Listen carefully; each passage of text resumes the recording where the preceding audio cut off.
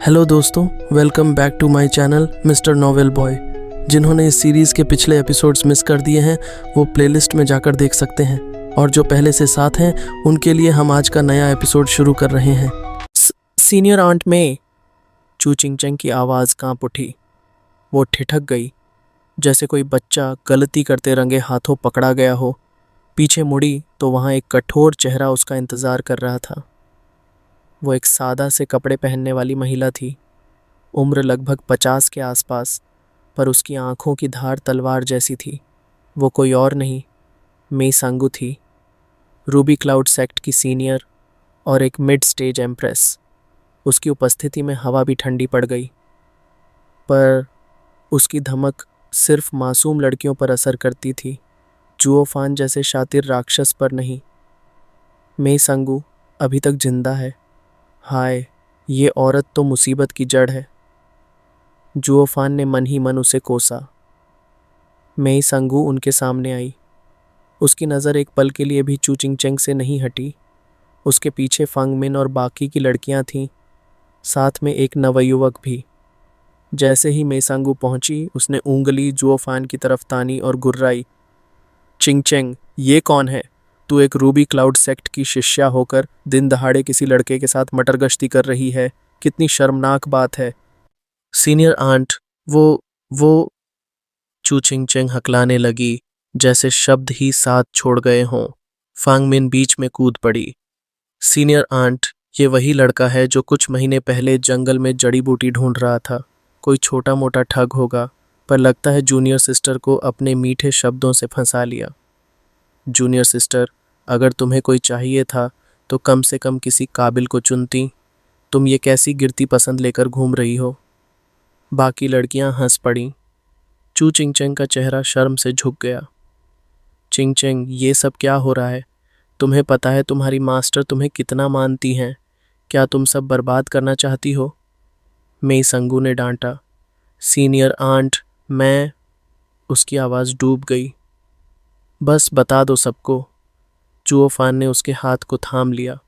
माफ़ कीजिए, पर अब चिंग चैंग मेरे साथ है, और अगर किसी ने भी उसे तकलीफ़ दी तो मैं छोड़ूंगा नहीं। सब चौंक गए। मेई सांगू तक हिल गई। चिंग चैंग, तुम पहले ही... नहीं, हमने कुछ भी नहीं किया। चू चिंग चैंग का चेहरा एकदम लाल हो गया। तुम ये क्या बोल रहे हो जुओफान? मैं तुम्हारी नहीं हूँ। सबके सामने झूठ क्यों बोल रहे हो? मैंने तुम्हारा क्या बिगाड़ा है जो मेरी इज्जत उछाल रहे हो? जुओफान ने कंधे उचकाए। मैं झूठ नहीं बोल रहा। तुम मेरी थी, अब भी हो और हमेशा रहोगी। कोई भी तुम्हें मुझसे छीन नहीं सकता। चू चिंग चैंग कुछ पल उसे देखती रही।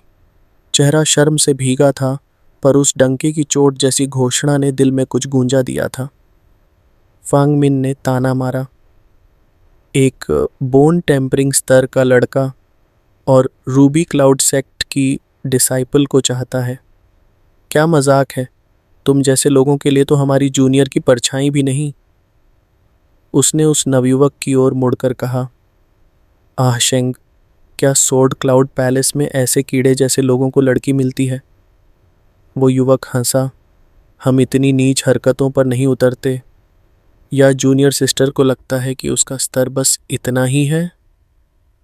चू चिंग चैंग चुप थी, उसकी आंखों में आंसू भर आए। मेई सांगू ने कंधे से पकड़कर कहा, चलिए, बहुत शर्मिंदा कर चुकी हो, अब चुपचाप लौट चलो। गहराई से सोचो कि तुम्हारा असली स्थान क्या है। वो खुद ब खुद चल पड़ी, जैसे आत्मा कहीं और खो गई हो। चिंग चैंग, जुओफान ने पीछे से आवाज़ दी। अगर कभी ज़रूरत हो तो बस मुझे ढूंढ लेना। मैं किसी को तुम्हारा एक बाल भी नहीं छूने दूंगा। फांग मिन ठहाका मारकर बोली। वाह रे मर्द, मुंह ज़्यादा चल रहा है। अगर इतना दम है तो सीनियर आंट में से छीन के दिखा दो। पर नहीं, तुम जैसे डरपोक तो बातों में ही बहादुर होते हो। जुओफान ने उसकी बात अनसुनी कर दी। वो बस उस लड़के की तरफ मुड़ा। भाई, तुम्हारा नाम? वो चौंका, फिर नाक चढ़ाकर बोला, छू जनशेंग। क्या सेवा कर सकता हूँ? जुओफान हंसा। कुछ नहीं, बस एक सलाह देना चाहता था। किसी लड़की का दिल जीतना सुई को भूसे के ढेर में ढूंढने जैसा है। तुम्हें पता होना चाहिए कि वो क्या कीमती मानती है। तुम्हारा तरीका बेकार है। हाँ हाँ। जुओफान चला गया। फांगमिन और बाकी सब हक्के बक्के खड़े थे। उसका मतलब क्या था? फांगमिन ने पूछा। शायद कुछ नहीं, चू जनशंग ने बेतुका जवाब दिया, पर मन ही मन वो दंग था। ये लड़का तो जैसे इश्क का उस्ताद निकला। जो बात बोली वो सीधे दिल में लगी। वो जानता था कि चू चिंग को दोनों तरफ से शर्मिंदा कराकर उसे अकेला करने का इरादा था, ताकि बाद में वो खुद उसका सहारा बन सके। पर ये जुओफान ये साधारण नहीं है, इतना बोल्ड और फिर भी शांत। इधर मेईसांगू ने चू चिंग को एक सराय में लाकर पूछताछ शुरू कर दी। तो तुम कह रही हो कि तुम्हें चोट आई थी और वो तुम्हें रास्ता दिखा रहा था, बस वही था और कुछ नहीं? सीनियर आंट, अभी के लिए यही सच है। अभी के लिए? मतलब बाद में कुछ और? नहीं, बिल्कुल नहीं, चू चिंगचंग ने झट से कहा। मेईसांगू ने लंबी सांस ली। अच्छा है, तुम मेरी सीनियर सिस्टर की सबसे प्रिय शिष्या हो। अपनी छवि पर धब्बा मत लगाना। ये बस एक गलतफहमी थी तो जाने देते हैं, पर आगे से लड़कों से दूर रहना, समझी? जी? चू चिंगचंग की आवाज़ टूटती सी थी। मेईसांगू ने हाथ से इशारा किया। जाओ, 2 दिन आराम करो। 3 दिन बाद ट्रेजर एक्सचेंज गैदरिंग है। हमें नेदर सी का नक्शा चाहिए। चू चिंग चुपचाप निकल गई। मेईसांगू पीछे से बड़बड़ाई। लड़कियां मोहब्बत में बर्बाद हो जाती हैं। किसी और को उनकी सगाई तय कर देनी चाहिए ताकि ऐसे चालाकों से बच सकें। और उस वक़्त जुओफान एक हरे रंग की जेड स्लिप पकड़े नक्शे के अनुसार मिस्ट सिटी के केंद्र पहुंचा। एक बड़ा सा प्राचीन आंगन जहां 2 जेनेसिस स्टेज के रक्षक खड़े थे। बस यही जगह है। अगला भाग, ट्रेजर हॉर्डिंग पैलेस, जुए में छिपी चालें। क्या जुओफान सचमुच सिर्फ चू चिंग को प्यार करता है, या ये सब सिर्फ खेल का हिस्सा है? जुओफान की आंखों में तेज चमक थी। जैसे ही उसने आंगन की ओर कदम बढ़ाया, 2 जेनेसिस स्टेज के कल्टीवेटर्स उसके सामने दीवार बनकर खड़े हो गए। रुक जा, ये जगह सिर्फ मिस्ट सिटी के ऑनर्ड गेस्ट्स के लिए है, उनमें से एक ने तीखे स्वर में कहा। लेबरर्स जैसे तुम लोग बाहर ही रहो। जुओफान ने एक हल्की सी सांस ली और ठंडे स्वर में कहा। हट जाओ, मैं भी उन्हीं में से एक हूँ। दोनों ने उसे सिर से पांव तक घूरा, फिर हंसी रोक न पाए। टू? दूसरा ठठाकर हंसा। कभी किसी बोन टेम्परिंग बग को ऑनर्ड गेस्ट बनते देखा है? जुओफान का चेहरा सख्त हो गया। मैं लुओ क्लैन से हूँ, अब हटो। Luo clan? दोनों थोड़ा चौंके, लेकिन उनकी आंखों में तिरस्कार अब भी बरकरार था। बच्चे, अब हमें डराने की कोशिश कर रहा है? लुओ क्लैन तो बस 1 महीने पहले ही ऑनर्ड गेस्ट बनी थी। उन्होंने सेक्रेड स्टोन्स के ढेर लुटाए और हमारे सिटी लॉर्ड ने खुद उन्हें आमंत्रण दिया। उनकी क्लैन में स्पिरिट किंग्स की भरमार है, 20 से भी ज़्यादा। और अब तू कह रहा है कि तू भी उसी क्लैन से है? जुओफान की आंखों में लपट सी उठी। तो फिर किसी को बुला लो लुओ क्लैन से, सब साफ हो जाएगा। हाँ, एक बग को इतना बड़ा सम्मान मिल जाए, क्या बात करता है? स्टुअर्ट जुओ, एक ज़ोरदार आवाज़ आई और ली जिंगतियन हवा चीरते हुए वहाँ आ धमका। उसकी आंखों में राहत थी, जैसे वर्षों बाद कोई बिछड़ा भाई मिल गया हो। स्टुअर्ट जुओ, आप आ गए। 1 साल तक आपकी कोई खबर नहीं थी, मेरा दिल ही बैठ गया था। ओह! दोनों गार्ड्स की आंखें चौड़ी हो गईं, चेहरे पर मूर्खता भरी मुस्कान फैल गई। सर ली, आप इस बग को जानते हैं? ली जिंगतियन ने गरजती हुई आवाज़ में डांटा। वो बग नहीं, ये लुओ क्लैन के मुख्य स्टुअर्ट हैं। स्टुअर्ट जुओ का अपमान पूरे लुओ क्लैन का अपमान है। अगर कोई भी बेअदबी हुई तो उसका हिसाब हम ज़रूर चुकाएंगे। जुओफान के कंधे पर हाथ रखते हुए ली जिंगतियन मुस्कुराया।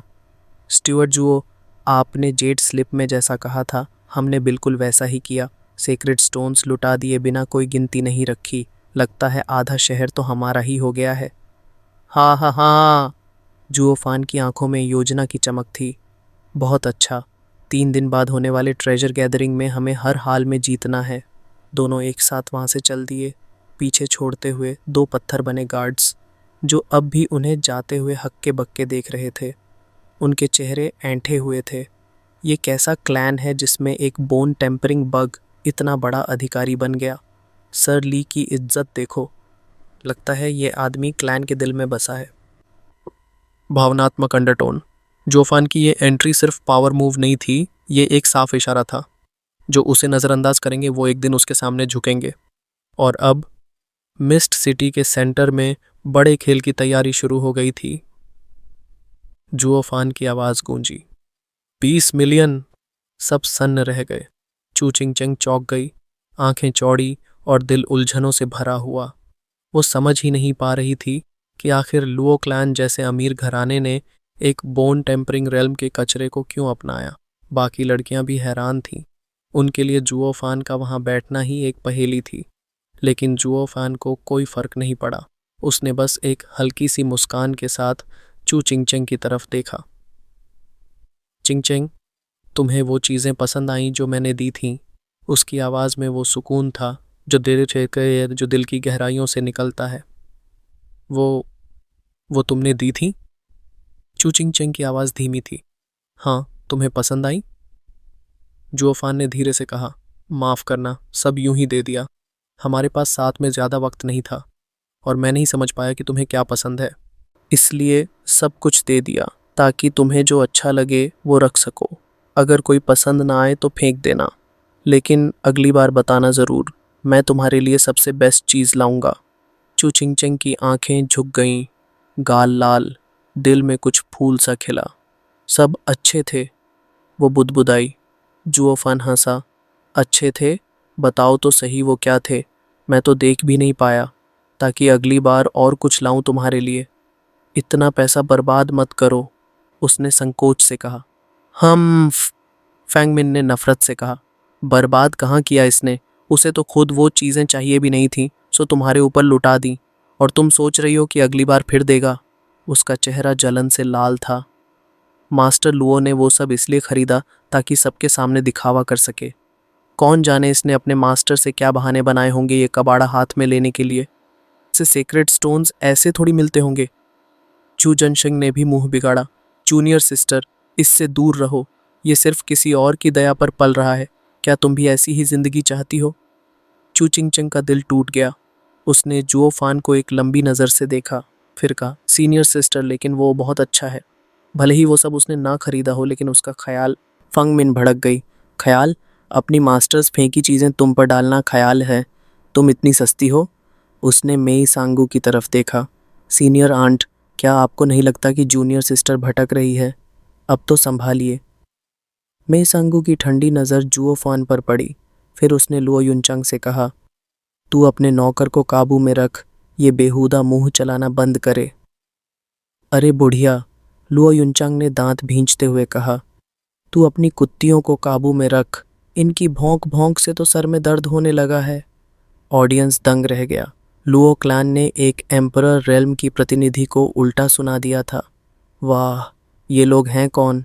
मेई सांगू, जो हजारों साल की थी, एक लड़की की बातों से अपमानित हो गई थी। उसकी उंगली मेज पर पड़ी और उसके चारों ओर एम्परर रेल्म ऑरा का विस्फोट हुआ। हुश! एक छाया लुओ युनचांग के सामने आ खड़ी हुई और अपनी स्पिरिट किंग रेल्म की सर्द ऑरा से मेई सांगू की शक्ति को काट दिया। दो शक्तियां टकराईं, जिससे हवा में एक हल्का धमाका हुआ। मेई सांगू सिहर उठी, बाली यूयू पीछे हटी, आंखों में चेतावनी थी। बुढ़िया, तू भी कुछ कम नहीं। मेई सांगू की नज़र धीरे धीरे बाली यूयू पर गई, हर पल और ज़्यादा हैरान। ये तो सिर्फ स्पिरिट किंग है, फिर भी मेरी एम्परर ऑरा को रोक लिया। बाकियों ने भी इसे देखा और लुओ क्लैन की ताकत का अंदाज़ा लगाया। अब समझ आया कि ये लोग 8 एम्परर्स की होड़ में क्यों हैं। जुओफान अब भी मज़े में चू चिंगचंग की तरफ देख रहा था। बाली यूयू ने गहरी सांस ली और कहा, स्टीवर्ट जुओ, तमाशा तुमने किया और अब इधर प्यार की बातें कर रहे हो। लुओ युनचांग ने भी मुस्कुराकर कहा, हाँ स्टीवर्ट जुओ, आपने ही बोला था कि जुआ खेलना है, अब सब कुछ मैं ही संभालूं क्या? स्टीवर्ड? चू चिंगचेंग चौंक गई, तो तुम लुओ क्लैन के स्टीवर्ड हो? बाकी सबके होश उड़ गए। एक बोन टेम्परिंग कल्टीवेटर और वो एक मैग्नेट का स्टीवर्ड है। क्या ये लोग ताकत नहीं देखते? जुओ फान मुस्कुराया। बाद में समझाता हूँ। वो तेजी से लौटा और लुओ युनचंग ने अपना आसन उसे सौंप दिया। ली जिंगतियन ने आसन को साफ किया और सम्मानपूर्वक जुओ फान को बैठने को कहा। पूरा हाल स्तब्ध रह गया। एक बोन टेम्परिंग और इतना सम्मान। सिटी लॉर्ड ने जुओ फान को गौर से देखा, फिर सिर झुकाया। सर जुओ, आप जैसे कम उम्र में इतने योग्य हैं। धन्यवाद सिटी लॉर्ड। अब दांव शुरू कर सकते हैं। जरूर। सिटी लॉर्ड ने 8 प्रतिभागियों को देखा और बोला, ये है नियम। पैसा ही आपकी शक्ति है। जिसके पास सबसे ज़्यादा है वही हाउस बनेगा।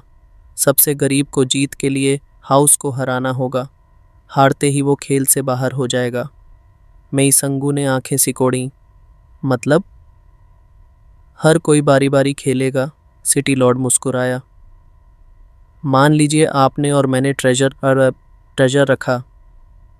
अगर मेरा ज़्यादा कीमती निकला तो मैं हाउस बनूंगा और आपको मुझसे दांव लगाना होगा। जीतो तो अगले से लड़ो। सबसे आखिरी तक जीते वही विजेता। लोगों ने दांत भींच लिए। तो हमें आप तक पहुंचने से पहले आपस में लड़ना पड़ेगा, यानी सारे खजाने आपके पास चले जाएंगे और हमारे पास कुछ नहीं बचेगा। हाँ, ये मुमकिन है, लेकिन ध्यान दो, मेरे पास नेदर सी मैप है जो सबसे कीमती चीज़ है। बाकियों की कीमत उसके आगे कुछ भी नहीं। मैं अंत में फाइनल हाउस बनूंगा। और एक बात, जो पहले दांव लगाएगा उसे फ़ायदा होगा। अगर उसके पास 2 ट्रेजर हुए तो वह हाउस भी बन सकता है। हा हा हा। प्रतिभागियों के चेहरे उतर गए। ये तो साफ जाल है। गैम्बलिंग एम्परर वाकई शातिर है। वो मानचित्र उसका था और जल्द ही सभी ट्रेजर्स भी उसी के हो जाएंगे। हमारे हाथ कुछ नहीं लगेगा। लेकिन पीछे हटना यानी फोल्ड करना भी कोई विकल्प नहीं था। चोरी? उसका अंजाम यहाँ मौजूद हर व्यक्ति के लिए विनाशकारी होता। ये कोई 9 सेरेनिटीज सीक्रेट रिकॉर्ड्स जैसा वस्तु नहीं था जिसे छिपाकर तुरंत प्रयोग में लाया जा सके। यह तो केवल एक गाइडिंग टूल था, मार्ग दिखाने वाला। इतना धुंधला और अनिश्चित था कि इसके लिए युद्ध छेड़ना भी मूर्खता होती। सब प्रतियोगियों ने गहरी सांस लेकर सिर हिला दिया। चलो शुरू करें। हुश। मेइसांगू की हथेली खुली और एक चमकीला प्याला हवा में प्रकट हुआ। ये है रूबी क्लाउड सेक्ट का मूल खजाना, पर्पल गोल्ड ग्लेज्ड कप, एक 4th ग्रेड सेक्रेड वेपन। फिर एक काले बालों वाले वृद्ध ने गहरी सांस लेते हुए कहा, डिमोनिक एम्परर ने मुझे ये डिमोनिक गॉन्टलेट दिया, 3rd ग्रेड सेक्रेड वेपन। उसने जैसे ही काला पंजा हवा में फेंका, उससे डरावनी डार्क एनर्जी रिसने लगी। उसे अच्छी तरह पता था कि उसकी वस्तु उस प्याले से कमज़ोर है। जुओफान की पलकें कांप उठीं। ये तो मेरा सबसे बेहतरीन काम था जो मैंने अपने गद्दार शिष्य को दिया था, और आज वही मेरी आंखों के सामने है। बाकी प्रतिनिधियों ने भी अपनी वस्तुएं बाहर निकालीं, कुछ 3rd ग्रेड, कुछ 4th ग्रेड, लेकिन सबसे शक्तिशाली वस्तु सॉर्ड एम्परर की निकली। हाउलिंग सॉर्ड, एक 5th ग्रेड सेक्रेड वेपन। पूरे हॉल में फुसफुसाहट गूंजने लगी। ये तो दूसरा हाउस बन सकता है। उसे फर्क ही नहीं पड़ता कि इतना कीमती ट्रेजर जुए में लगा दे। सिटी लॉर्ड ने नियमों के अनुसार जुओफान की तरफ देखा। लुओ क्लैन, आपकी ओर से दांव पर क्या है? फांगमिन ने मौका देखकर फिर झर उगला। ऐसे मैग्नेट लोग बस पैसे वाले होते हैं। उनके पास कोई विरासत नहीं, बस धीरे धीरे जमा की हुई दौलत है। जुओफान बस मुस्कुराया। और तभी शुआ, रोशनी की बारिश हुई और उसी के साथ एक ड्रैकोनिक रोर गूंज उठा, जैसे आकाश से कोई एंशिएंट ड्रैगन उतर आया हो। गोल्डन आभा चारों तरफ फैल गई। हर चेहरा दंग, आंखें चौंधियाईं। ये क्या था? क्लिंक! रोशनी हवा में एक लकीर की तरह बहती हुई आई और फिर धीरे से टेबल पर आकर ठहर गई। वहां सबकी सांसें थम गईं। एक भव्य 3 मीटर लंबी तलवार उस चमक के भीतर से उभर आई। उसके ऊपर एक ड्रैगन की स्केल तक जड़ी हुई थी। एक ऐसा तेज और प्राचीन आभास जैसे ये तलवार किसी राजा की विरासत हो। सिटी लॉर्ड की आंखों की पुतलियां सिकुड़ गईं, चेहरा हल्का फड़क गया। Peak 5th grade sacred weapon, ये तो लगभग 6th ग्रेड की श्रेणी को छू रहा है। सेक्रेड डोमेन में ऐसी रैरिटी? कम ही देखने को मिलती है। लुओ युनचांग ने एक भौं ऊपर उठाई, गर्व से बोली, ये तो बस शुरुआत है सिटी लॉर्ड, इसे करीब से देखिए। इसका निर्माण किसी शौकिया कारीगर का नहीं है। ये कोई सामान्य 5th ग्रेड सेक्रेड वेपन नहीं है। सिटी लॉर्ड ने ध्यान से देखा, फिर सिर हिलाया। बिल्कुल सही कहा यंग मिस लुओ, इसकी बनावट में उच्च कोटि की सोर्ड आर्ट समाहित की गई हैं। इसमें तो स्पिरिट भी है, अद्भुत। शायद कोई 6th ग्रेड सेक्रेड वेपन भी इसके सामने फीका पड़ जाए। जुओफान मुस्कुराया और आगे झुककर बोला, सिटी लॉर्ड, ज़रा यहाँ देखिए। क्या आप सोच सकते हैं कि ऐसे मटेरियल्स किसी के पास यूं ही आ जाएंगे? सिटी लॉर्ड ने ध्यान से देखा और उसकी आंखें चौड़ी हो गईं।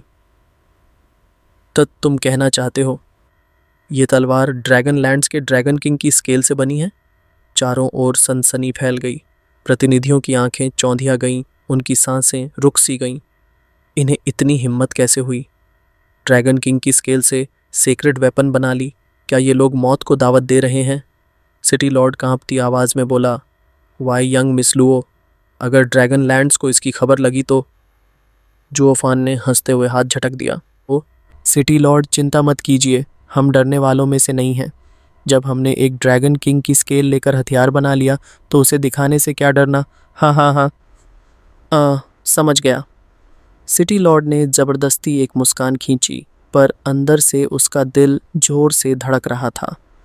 लुओ क्लैन की छवि उसके मन में एकदम बदल चुकी थी। इनके पीछे कौन है? आखिर इनकी ताकत की सीमा क्या है? ड्रैगन्स, ये तो स्पिरिचुअल बीस्ट्स की सर्वोच्च जाति हैं। 7 सेक्रेड माउंटेन्स तक उनसे उलझने से कतराते हैं, और ये लोग उन्हें छेड़ बैठे। अब तक जो लोग लुओ क्लैन को तुच्छ समझ रहे थे, उनकी घृणा उस क्षण मिट गई।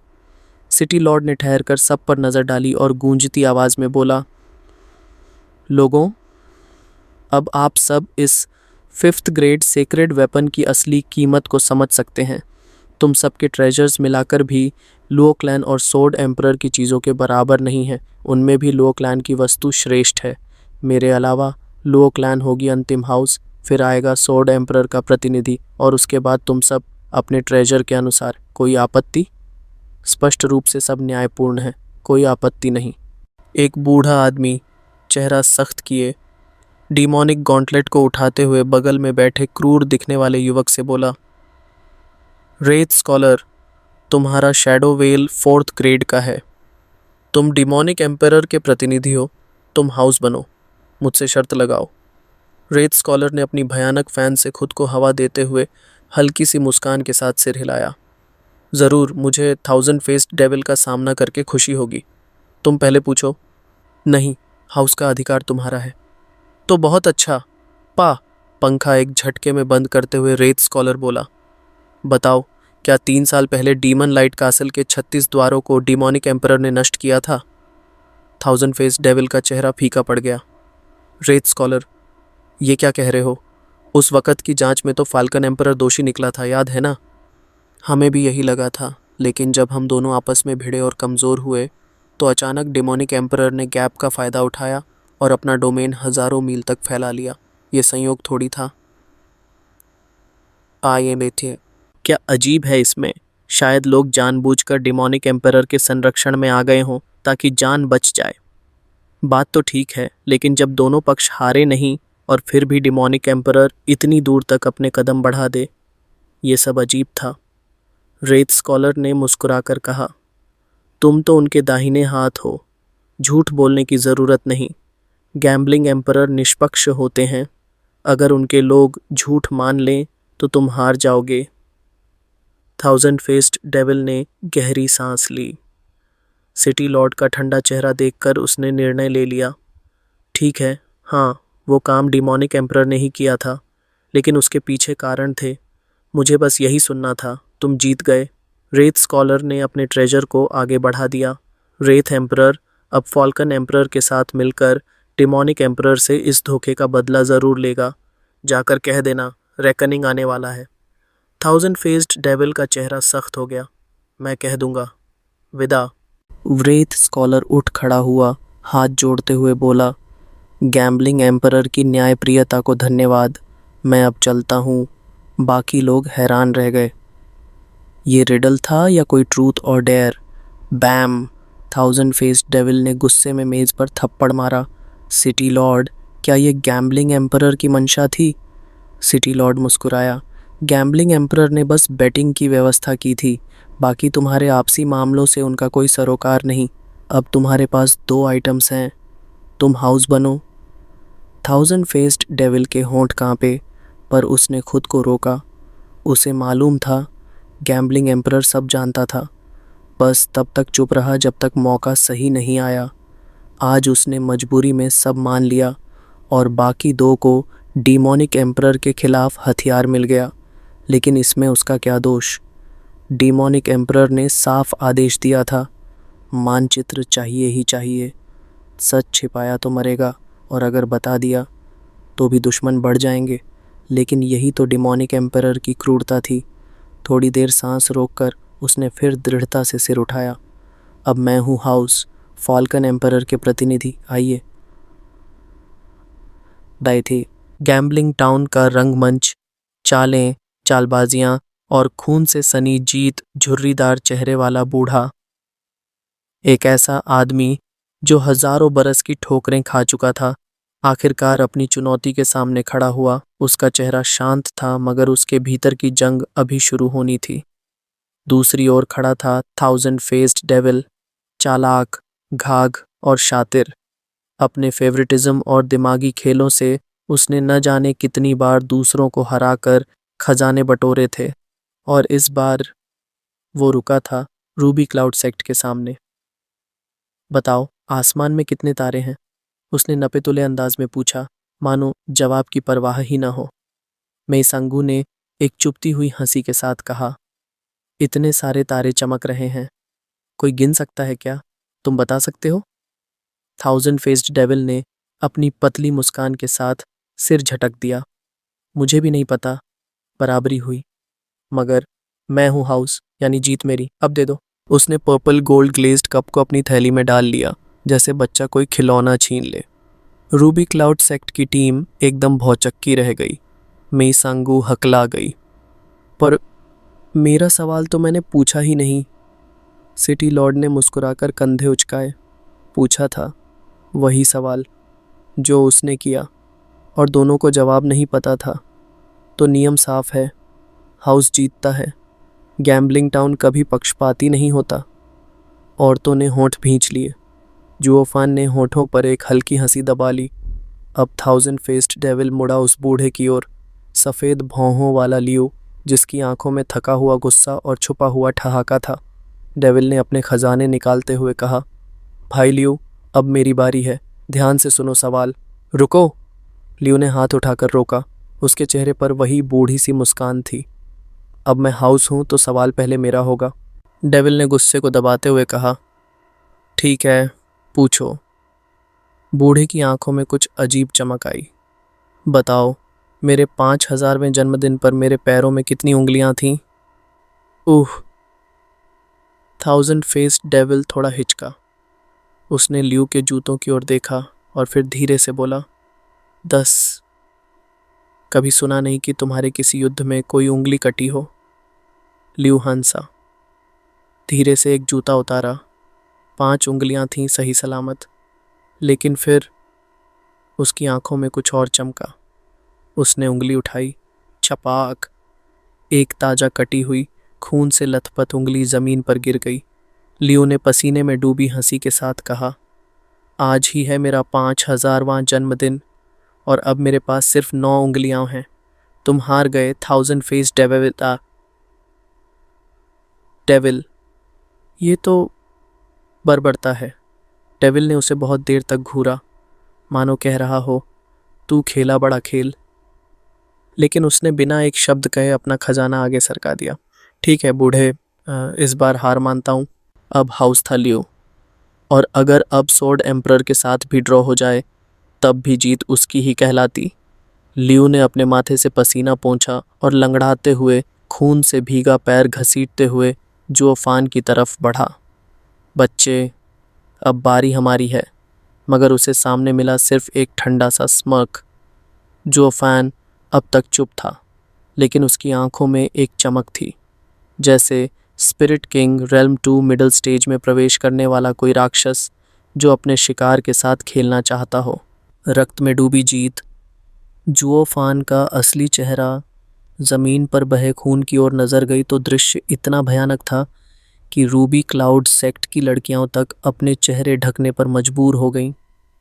इतनी बेरहमी से खुद को चोट पहुंचाना, ये देख उनके रोंगटे खड़े हो गए।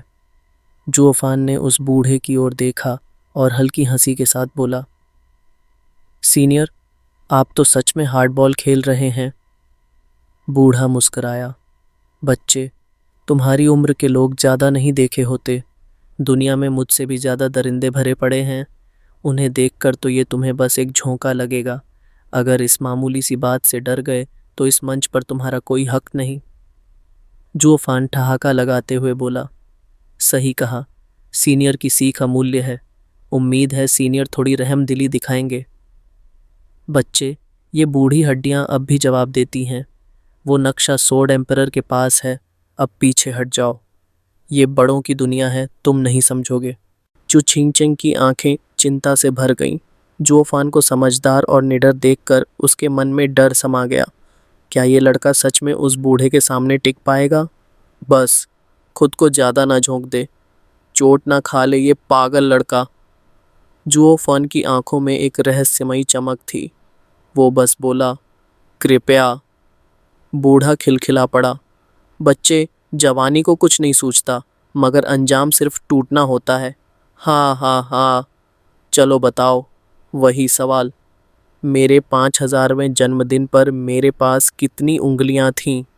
जुओ फान मुस्कुराया, सीनियर के पास अब 9 हैं, तो जवाब भी 9 ही होना चाहिए। बूढ़ा दांत निपोड़ते हुए बोला, हाँ हाँ हाँ, बच्चा समझा क्या कि मैं एक और नहीं काट सकता? उसने अपनी उंगलियों को मोड़ा और चपाक, एक और खून से लथपथ उंगली गिर गई जमीन पर। गलत, अब हैं 8। बूढ़े ने दर्द से कराहते हुए भी घमंड में कहा। आह, लोग सिहर उठे। इस तरह का सवाल तो जब तक वो खुद को काटता रहेगा कोई जवाब ही नहीं दे सकता। बूढ़ा शातिर निकला, बच्चे को पका दिया।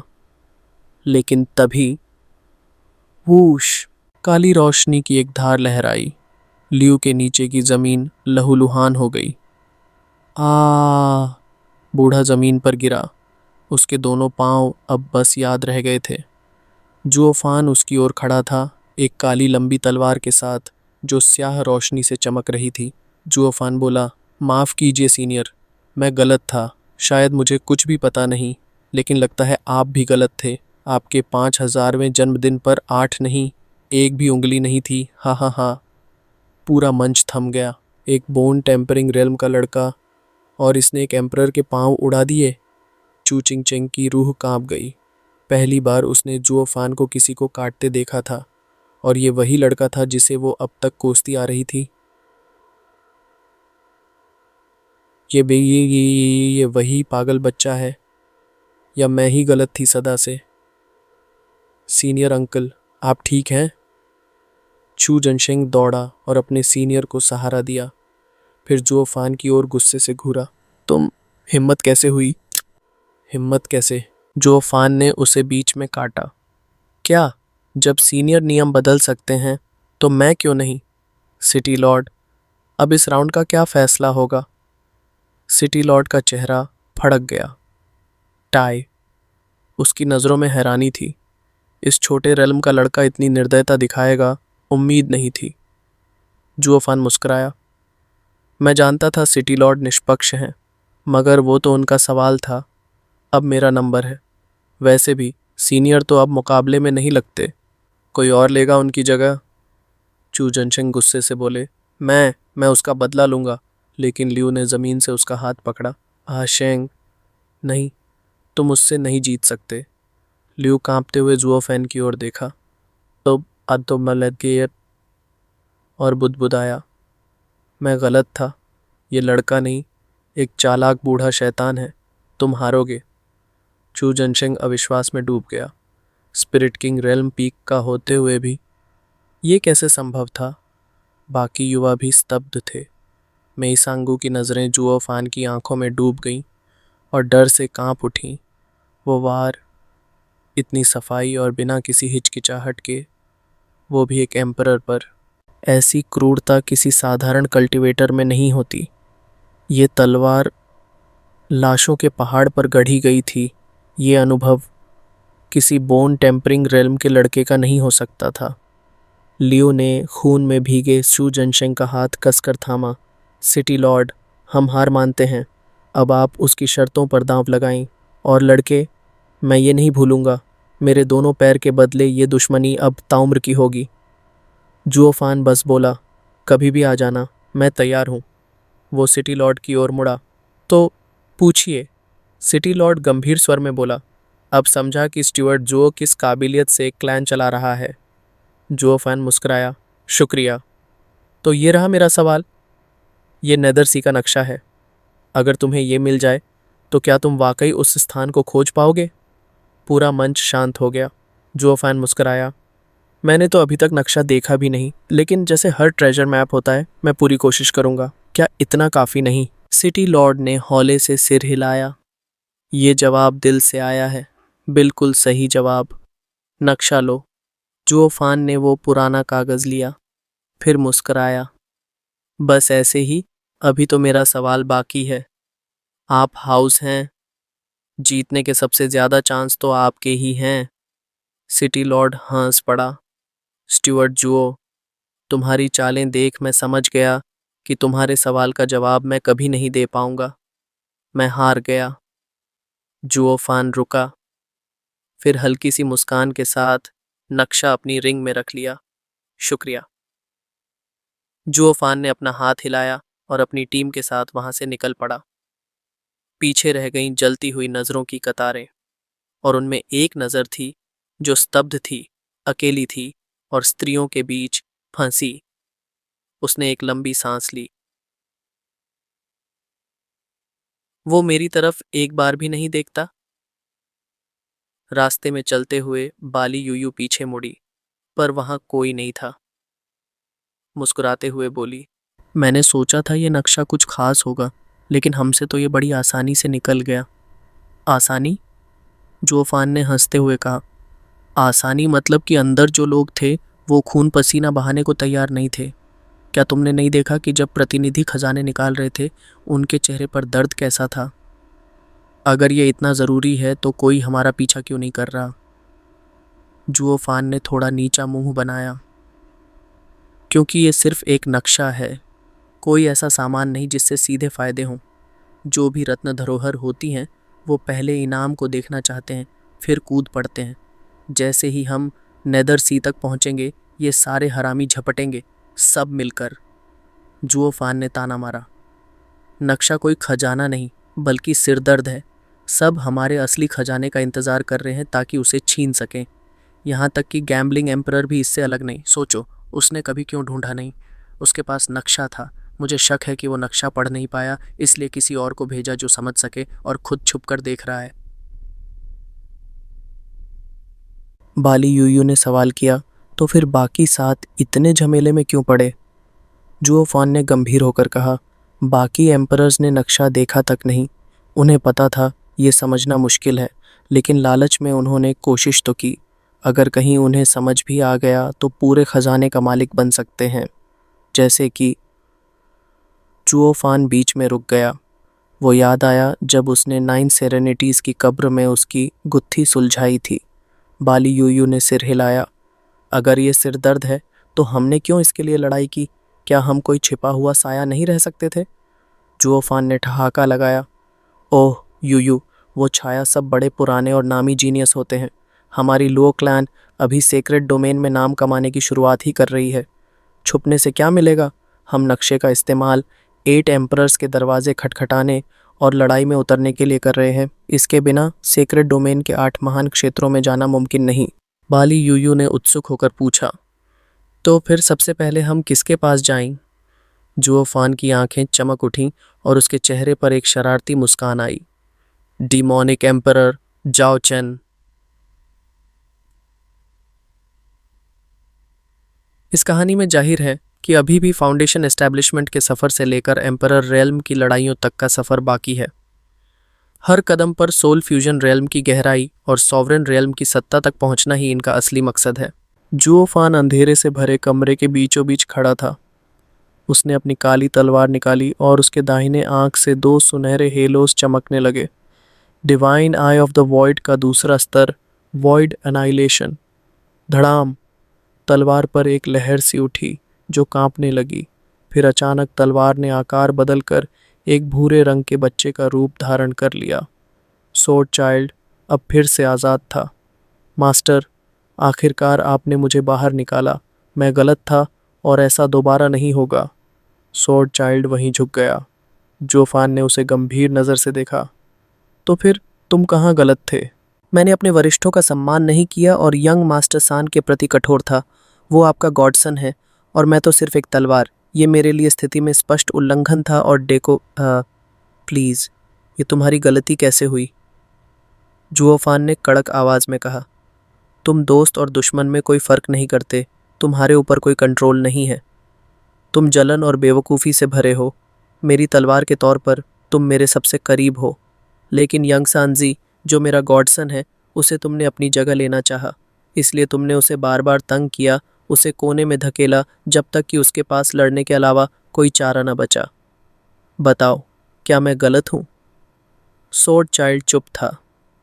जुओफान ने आगे कहा, तुम जानते हो, मेरे आसपास हर कोई वो है जिसे मैं चाहता हूँ। मेरा साथी और दोस्त है। मैं सॉर्ड किंग्स और एल्डर ली के समूह को एक जैसा समझता हूँ। मैं नहीं चाहता कि वे अलग थलग महसूस करें या बुरा महसूस करें, जिससे संघर्ष हो। किसी भी समाज या समूह में अंत तब आता है जब वो अपनी ऊर्जा आपसी लड़ाई में बर्बाद कर देते हैं। सोर्ड स्टार एम्पायर गिर गया क्योंकि बेली जिंगवे की अंधाधुंध विस्तारवादी नीति के कारण दो सोर्ड किंग्स के समूह बने जो टकराए। यंग संजी भी हम में से है। मैं नहीं चाहता कि मेरी तलवार और मेरी जनता एक दूसरे के खिलाफ हों। साफ? हाँ मास्टर। मुझे मास्टर मत कहो, मुझे डैड कहो। डैड? सॉर्ड चाइल्ड हैरान। जुओफान मुस्कुराया। मैंने कहा ना, मैं नहीं चाहता कि कोई आपस में लड़ें। सबको दोस्त समझो। तुम मेरी राह से जन्मे हो, मेरी तरह हो, इसलिए तुम मेरे बेटे हो। अगर तुम्हें यंग सांजी से जलन होती है तो मैं तुम्हें भी अपना बेटा मानता हूँ, दोनों बराबर। वो तुम्हारे बड़े भाई हैं और तुम्हें जलन करने की कोई वजह नहीं। हाँ पिताजी, सॉर्ड चाइल्ड खुश होकर बोला। जुओफान ने चेतावनी दी। एक आखिरी बात, मेरी एक जैसी छवि के तौर पर तुम मेरे मानक जानते हो। डिमोनिक कल्टीवेटर सिर्फ दानव नहीं होते, उनके सिद्धांत भी होते हैं। हम में से कोई भी अपने आप पर कठोर हाथ नहीं डाल सकता, चाहे वजह कुछ भी हो।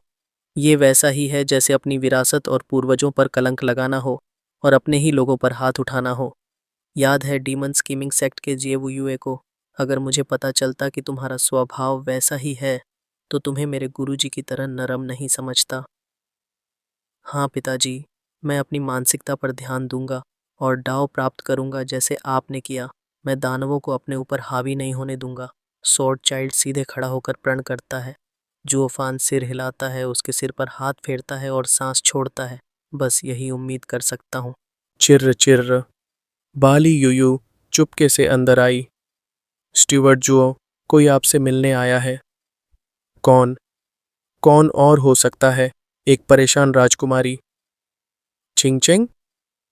जुओफान ने भौहें उठाईं, फिर हाँ में सिर हिलाया। मैं अभी चलता हूँ। जुओफान लगभग दौड़ता हुआ गया। बाली यूयू ने आंखें घुमाईं। स्टीवर्ट जुओ, कब चुराओगे तुम वो busy body Ruby cloud sect से? अभी नहीं, हम 8 एम्परर्स के सामने अभी तैयार नहीं हैं। और जुओफान मुस्कुराया। रूबी क्लाउड सेक्ट वहीं है जहां उसने बचपन बिताया। उसका दिल अभी भी वहीं है और जबरदस्ती कुछ करना उसके माता पिता को मारने जैसा होगा। वो मुझे हमेशा नफरत करेगी। धीरे धीरे काम लेना बेहतर है, पहले उसका दिल जीतना। जब मैं उनके रिश्ते तोड़ दूंगा, बाकी सब अपने आप ठीक हो जाएगा। बाली यूयू ने आंखें घुमाईं। कितना वक्त लगेगा? सुना है वो सेक्ट में बहुत स्पॉइल्ड है। सभी एल्डर्स उसे पसंद करते हैं, यहाँ तक कि उसकी मास्टर, वो बूढ़ी एम्प्रेस भी। यही मुझे चिंता देता है। वो बूढ़ियाँ बड़ी चालाक हैं। चिंग चिंग ने अब तक कुछ भी खास नहीं दिखाया, तो वो उनकी नज़र में कैसे आई? जुओफान ने माथा ठोंकते हुए पूछा। वैसे मैंने एल्डर ली से चिंगचेंग के बारे में पूछताछ कराई है। कोई खबर? अभी तक नहीं। उसने कहा है जैसे ही हम गैम्बलिंग टाउन से सुरक्षित बाहर होंगे वो शुरू करेगा। उसे अभी शुरू करने को कहो। गैम्बलिंग एम्परर का समूह शहर पर नज़र रखे हुए है। उनकी निगरानी में कोई भी कुछ करने की हिम्मत नहीं करेगा, जुओफान ने कहा। और मेरा दूसरा बेटा यहाँ है, सुरक्षा की कोई दिक्कत नहीं होगी, उसे तुरंत काम पर लगाओ। जुओफान ने बाली यूयू के कंधे पर थपथपाया और चला गया। वो सोर्ड चाइल्ड की ओर अजीब नज़र से देखती रही। बेटा, तुम भी बेटा बन गए? सोर्ड चाइल्ड ने मुस्कुराते हुए जवाब दिया। मैं नहीं। तुम कह सकती हो कि मैं अपने पिता के साथ हर दिन हर पल हूँ। सोर्ड चाइल्ड ने एक दांत वाला ग्रिन दिखाया। क्यों, बनना चाहती हो मेरी मम्मी? बाली यूयू लाल हो गई और नज़रें चुरा ली। हार मान चुकी। वो सिर्फ उसी की परवाह क्यों करता है? जुओफान चमकदार लाउंज में पहुंचा, जहां हेजिटेंट चू चिंगचेंग इधर उधर टहल रही थी। चिंगचेंग, तुम यहाँ कैसे आई? जुओफान। उसकी आवाज़ ने उसकी चिंता भुला दी। फिर उसने सिर झुका लिया, कंधे झुके हुए। जुओफान जानता था क्यों। कुछ गड़बड़ है। जुओफान, सीधे बोलो। आखिर पति पत्नी में कोई रहस्य नहीं होता है ना? कितनी इरिटेटिंग बात है, मुझे अपनी पत्नी बुलाना। चू चिंगचेंग ने लाल होके उसे देखा, पर फिर उसकी उदासी लौट आई। जुओफान, मैं नहीं जानती कहाँ से शुरू करूँ। सीनियर आंट में चाहती है कि तुम हमें नक्शा दे दो। जुओफान की भौहें तनी। उसे लंबे समय तक देखा। चिंगचेंग, तुम मुझे मुश्किल में डाल रही हो। तुम मेरी पत्नी हो, हाँ, लेकिन नक्शा मेरे लॉर्ड का है। मैं तो स्टीवर्ड हूँ। क्लैन हेड ने मुझ में पोटेंशियल देखा और मुझे स्टीवर्ड बनाया। मैं कभी उसके भरोसे को धोखा नहीं दे सकता। मुझे भी ऐसा ही लगता है। स्टीवर्ड होते हुए भी तुम दूसरों पर निर्भर हो। सीनियर आंट ने बहुत ज़्यादा मांग ली है। चू चिंगचेंग ने दांत काटे। छोड़ो, तुमको बुरा महसूस करने की ज़रूरत नहीं जुओफान। मैं बस कह दूंगी कि मैं फेल हो गई। इससे ज़्यादा मुझे बस फटकार ही मिलेगी। चू चिंगचेंग चलते हुए जा रही थी, लेकिन जुओफान ने उसका कंधा पकड़ लिया। रुको, तुम कह रही हो कि वे इस बात के लिए तुम्हें दोष देंगे? हाँ, सीनियर आंट तो मुझ पर ज़्यादा कड़क नहीं होगी, लेकिन मेरी सीनियर बहनें मुझे ताने मारेंगी और बेइज्जती करेंगी, चू चिंगचेंग ने धीरे से कहा। जुओफान ने उदास चू चिंगचेंग को अपनी बाहों में लिया और कहा, मेरी प्यारी चिंगचेंग, मेरी पत्नी, तुमने ऐसा क्या किया कि इतनी तकलीफ झेलनी पड़ रही है? क्यों नहीं छोड़ देती रूबी क्लाउड सेक्ट और मेरे साथ रहती? कैसे छोड़ सकती हूँ? मास्टर और सीनियर आंट सब मुझसे बहुत अच्छे हैं। मुझे थोड़ी फटकार सहनी पड़ती है, कोई बात नहीं। मैं कभी उन्हें धोखा नहीं दे सकती। जुओफान जानता था ये जवाब आएगा। उसने नाटक किया कि मुश्किल हो रही है। मैं नक्शा नहीं दे सकता, लेकिन जब तक वे तुम्हें मुझे दे देते हैं, मैं उन्हें उसे देखने दूंगा। तुम्हें पता होना चाहिए, मैं एक स्थापित पेंटर भी हूँ। मुझे तुम्हें दे दें? हाँ, बस उनसे कह दो। अगर वे मान गए तो बात खत्म, नहीं तो तुम्हें कोई दिक्कत नहीं। वे तुम्हें फटकारेंगे भी नहीं। जोफान हंसते हुए उसे पास लाया और प्यार से बोला, मेरी प्यारी पत्नी, मैं ये सब इसलिए नहीं कह रहा कि तुम्हें छोटा दिखाऊं। बस सोच रहा हूँ कि फिर से साथ रहें। मैं कुछ भी कर सकता हूँ ताकि हम साथ रहें। चू चिंगचेंग मुस्कुराई, थोड़ी घबराई भी, लेकिन फिर उसने गहराई से देखा। ठीक है, लेकिन तुमने एल्डर ल्यू के पैरों को बेटिंग स्टेज पर कैसे काटा? तुम एम्परर नहीं हो, बल्कि बोन टेम्परिंग कल्टीवेटर। मैं जानता हूँ तुम सब मुझसे नफरत करती होगी। नहीं, तब से सीनियर आंट मे ने तुम्हारे बारे में अपना नज़रिया बदल दिया है। तुमने ऐसा कैसे किया? बहुत आसान है, जुओफान ने हंसते हुए कहा। रफ्तार, तीव्रता और सटीकता। वह मुझसे थोड़ा आगे था और अपनी जीत पर आराम से था। मुझे बस कुछ तेज चाहिए था और नतीजा सबके सामने था। एक सेंट भी इससे बच नहीं सकता था। ऐसा नहीं हो सकता, सीनियर आंट ने कहा कि इतनी तेज तलवार हजारों शवों के बीच निखरती है। तुम बोन टेम्परिंग स्टेज पर कैसे? मैं तुम्हें सच बताता हूँ, मैं पहले कसाई था। जुओफान हंसा। लाखों सुअर मेरे हाथों से गुजरे होंगे। क्या ये शवों का पहाड़ नहीं? तुम्हारी सीनियर आंट की नज़र सही है। हाँ हाँ हाँ। चू चिंग चंग ने सिर हिलाया और बोली, समझ गई, लेकिन हत्यारे और कसाई में बहुत फ़र्क होता है। लगभग बराबर, बस लोगों को कसाई की तरह पशुओं की तरह देखना पड़ता है। तुम काफ़ी देर से गई हो, अब वापस चलो। उन्हें मेरा बात बता देना, शायद हम रिश्ते को पक्का कर लें। मैं रूबी क्लाउड सेक्ट का सबसे ताकतवर दामाद बन जाऊंगा। हाँ हाँ हाँ। बिल्कुल इरिटेटिंग। जुओ फान ने चू चिंग चंग को विदा करते हुए फ्लर्ट किया। चू चिंग चंग ने भी मस्ती में जवाब दिया। जब वह चली गई, जुओ फान का चेहरा सख्त हो गया। उसने मुट्ठियां कस लीं। खराब रूबी क्लाउड सेक्ट, मेरी पत्नी के साथ हनी ट्रैप लगाने की कोशिश कर रहे हो। तुम लोग मेरी पत्नी को क्या समझते हो, घटिया लोग। बस कुछ ही सब्सक्राइबर्स बाकी हैं 1000 पूरे होने में। आप सभी से बस इतना ही कहना है, प्लीज़ थोड़ा ज़्यादा सपोर्ट दिखाइए। और हाँ, कमेंट में मेरा सेकंड चैनल का लिंक पिन किया गया है, वहाँ भी ज़रूर विज़िट करके सपोर्ट करें। आपका एक छोटा सा सपोर्ट मेरे लिए बहुत बड़ा होता है। Thank you so much.